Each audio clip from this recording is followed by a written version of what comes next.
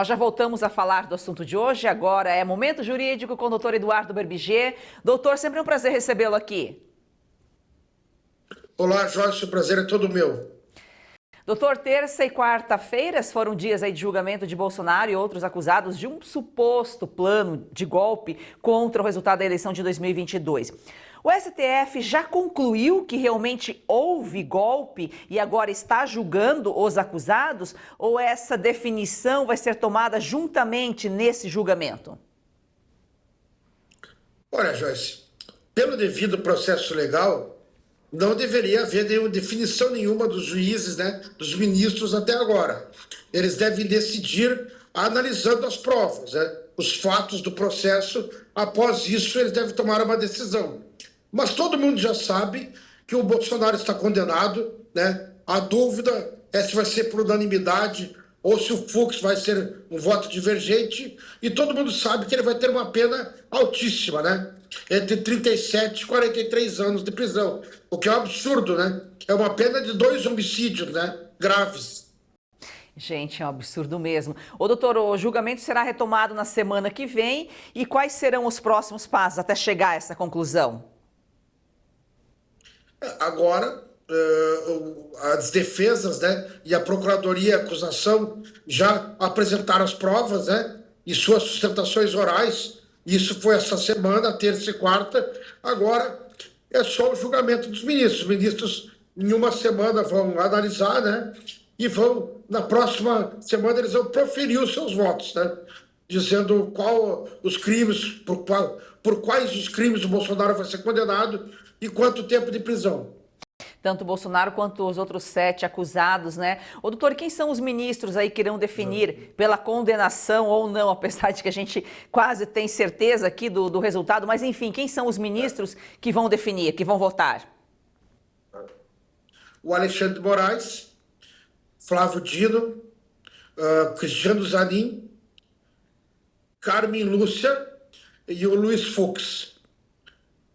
Os 3 primeiros nem poderiam julgar o Bolsonaro, Porque eles são inimigos declarados do Bolsonaro, Já deixaram isso claro, tanto em petições quanto em declarações para a imprensa, O Alexandre de Moraes, o Flávio Dino e o Cristiano Zanin. Os 3 têm uma inimizade declarada com o Bolsonaro e a lei processual é clara, Juiz que tenha qualquer inimizade ou amizade muito próxima com uma pessoa não pode julgar o processo dela. Ô, doutor, em meio ao julgamento desse suposto golpe, a oposição trabalha pela votação da anistia no Congresso Nacional. Se aprovada, pode anular o julgamento ou mesmo depois de julgado, uma possível condenação, aprovando a anistia, é cancelada, é anulada esse julgamento, essa condenação, possível condenação? Pode, a anistia pode anular tudo, mas é aquele absurdo que eu te falei do jogo já estar jogado, Todo mundo sabe que o Bolsonaro vai ser condenado no Supremo, dessas penas altíssimas aí, em torno de 40 anos, o que é um absurdo, todo mundo já saber, o processo já está julgado, sendo que o julgamento começou agora. Todo mundo sabe que a Câmara e o Senado vão aprovar a anistia, E daí todo mundo sabe que o Supremo depois vai derrubar, considerando inconstitucional. Por quê?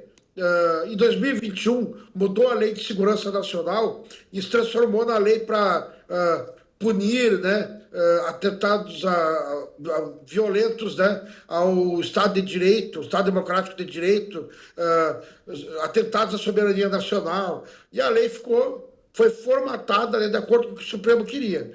Então, com base nisso, o Supremo vai dizer que crimes graves contra o Estado Democrático de Direito não são passíveis de anistia. O que é um absurdo, É uma vergonha isso. Então a gente já sabe que o caminho é esse. Bolsonaro condenado, em torno de 40 anos de prisão, Câmara e Senado aprovam a anistia e depois o STF derruba.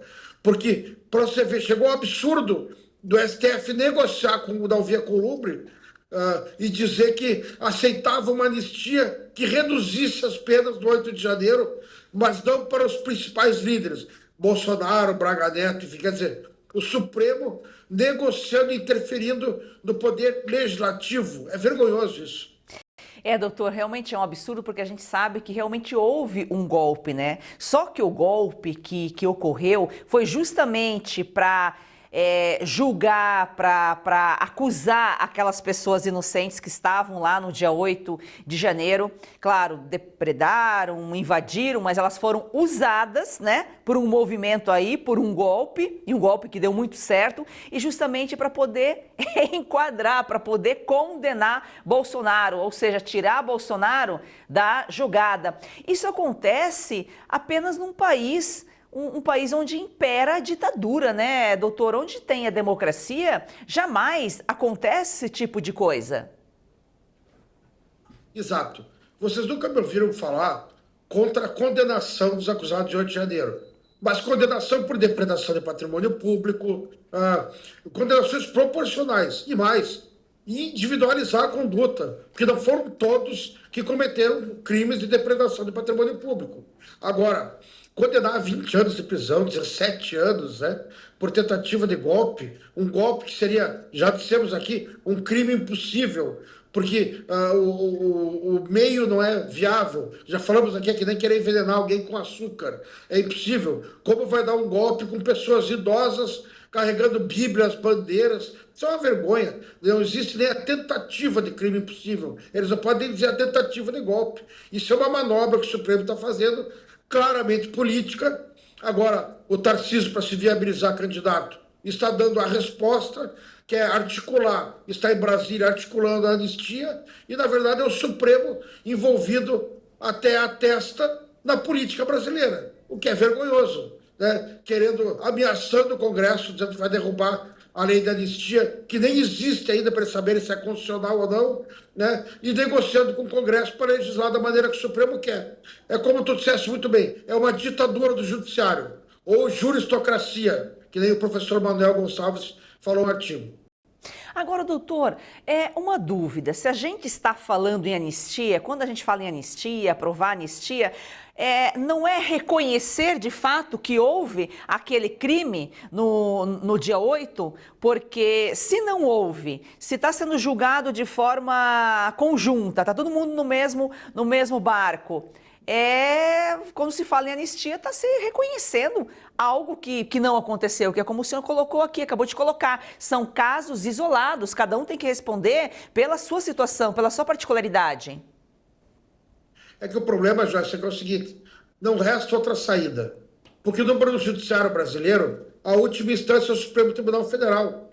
E como nós dissemos, o Supremo já está convencido, o Bolsonaro está condenado e os participantes do 8 de janeiro também. Então, mesmo que implique em reconhecimento, não resta outra alternativa para a direita, para os aliados do Bolsonaro, eu não diria nem para a direita, para as pessoas de bom senso, do que a lei da anistia. Só resta o Congresso Nacional como última garantia para aplacar essas injustiças que o Supremo Tribunal Federal vem fazendo.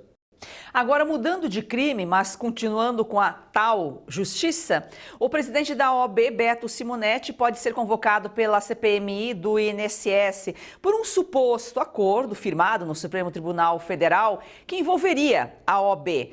O pacto trataria aí da devolução de descontos indevidos, né, nos benefícios dos aposentados, mas sem o pagamento dobrado. Doutor, de novo, a OAB, essa desordem que representa aí os advogados, a classe deve estar bem incomodada, né, bem irritada, sendo representada dessa forma? Eu confesso que eu achei a notícia muito confusa, mas se a OAB participou de negociação de processos com o Supremo antes do julgamento, isso é um absurdo. Não poderia acontecer.